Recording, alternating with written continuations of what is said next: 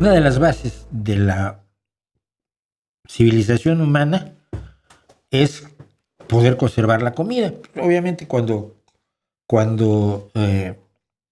domesticas el grano, y el grano pues, en condiciones adecuadas de ventilación y falta de humedad y una temperatura razonable, pues se conserva mucho tiempo, ¿no? Si cambian las condiciones, pues se puede podrir o se puede empezar a germinar, con lo cual tampoco te hizo un gran favor. Pero bueno, el granero es el primer lugar donde se conservó comida. Salar la carne permite que te dure un poco más. Pues si no, tienes que ir al supermercado todos los días, siendo el supermercado el lugar donde está la fruta, el lugar donde están las verduras que te quieres comer o el lugar donde está el bisonte que te quieres refinar. El avance de la conservación de los alimentos es fundamental para la construcción de la vida que nosotros conocemos. Y por eso a veces me resulta tan repelente la gente que dice, es que esto es algo sin conservantes. Vale, lo tienes que comer rápido. ¿Quieres vivir como primitivo? Pues está muy bien, pero no hagas que todos lo hagamos. Porque los conservantes que tenemos actualmente son seguros, están perfectamente estudiados, están más que probados y nos permiten disfrutar cosas rarísimas, ¿no? Todo lo que comemos fuera de temporada. Así que vamos a ver, pues, algo sobre las conservas de alimentos y su tecnología y regresamos en 8 minutos.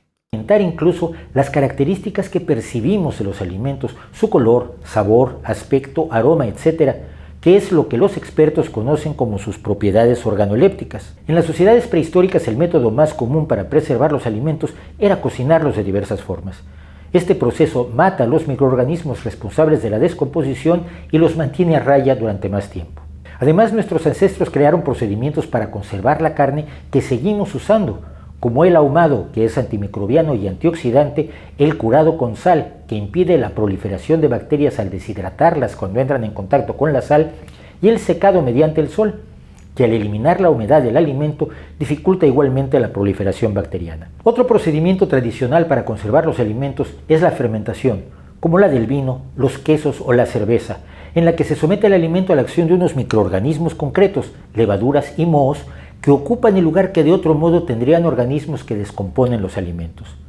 Precisamente este medio ambiente tóxico es el que crean los hongos del genus o grupo de especies Penicillium, al producir la sustancia que llamamos penicilina, un potente antibiótico, y que son los responsables de la preservación de los quesos azules, el camembert, el brie y otros. Las conservas en salmuera, vinagre, alcohol o aceites vegetales, que son líquidos comestibles, funcionan inhibiendo el crecimiento de las bacterias o matándolas, mientras que la conserva de productos cocinados en líquidos con alto contenido de azúcar, como las mermeladas, evita las bacterias porque tiene una presión osmótica tan elevada que no permite que vivan casi microbios en su interior.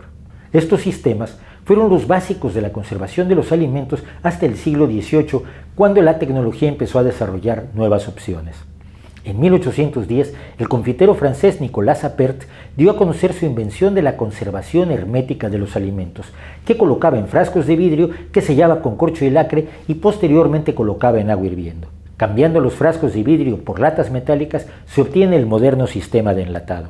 Enfriar o congelar los alimentos fue un método marginal usado en zonas donde se podía recoger hielo o nieve, pero no se pudo utilizar ampliamente sino hasta la creación de la refrigeración artificial en 1756, que llevó a la producción artificial de hielo y finalmente a las neveras mecánicas domésticas que empezaron a llegar a los hogares en 1911. A este arsenal de métodos de conservación se han añadido otros en los últimos años, que van desde sustancias con propiedades conservantes hasta sistemas como la irradiación de los alimentos con rayos X, rayos gamma o electrones de gran energía, la aplicación de pulsos de un potentísimo campo eléctrico o el empacado al vacío con una atmósfera baja en oxígeno. Al eliminar el oxígeno de los alimentos se presenta el riesgo del botulismo, es decir, el envenenamiento frecuentemente mortal con la toxina producida por la bacteria Clostridium botulinum, que es anaeróbica, lo que significa que vive y se reproduce sin necesidad de oxígeno. Para evitar también la proliferación de esta bacteria, se utilizan otras sustancias como las sales llamadas nitritos. Entre las sustancias que inhiben la actividad de bacterias y hongos se encuentra el benzoato de sodio, una sal que se presenta de modo natural en algunos alimentos y que se añade a otros, especialmente si tienen un pH ácido. La misma función la realizan sustancias como el sorbato de potasio. Los propionatos, por su parte, inhiben el crecimiento de moho en los alimentos horneados, destacadamente el pan y las galletas. Algunas personas y grupos tienen la preocupación de que las sustancias conservantes que se utilizan en la actualidad tengan peligros desconocidos para la salud. Los estudios que se llevan a cabo con estas sustancias tienen por objeto determinar si existe este riesgo y en qué medida, teniendo presente que nada de lo que consumimos, nada de lo que hay en el universo está totalmente exento de riesgo y todo depende de cantidades, dosis y la delicada relación entre el beneficio y el riesgo. Finalmente, los procesos tradicionales de conservación tampoco están exentos de peligros.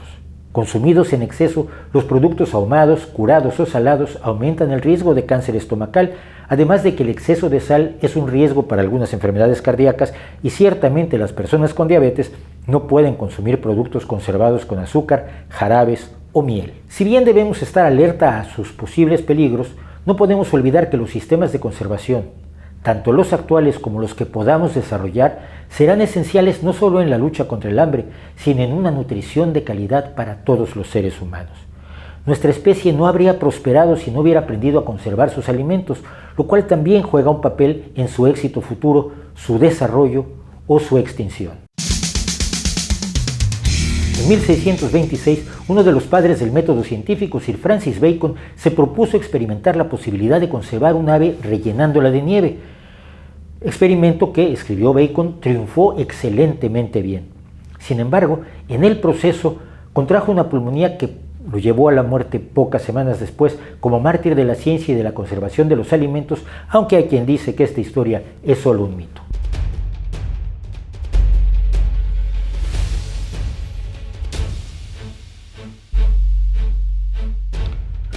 Pues esta es la historia de la conservación en estos alimentos. A mí me encanta el mito ese de Francis Bacon muriendo por rellenar un pollo de nieve. Y evidentemente me parece que es totalmente falso, pero me gusta.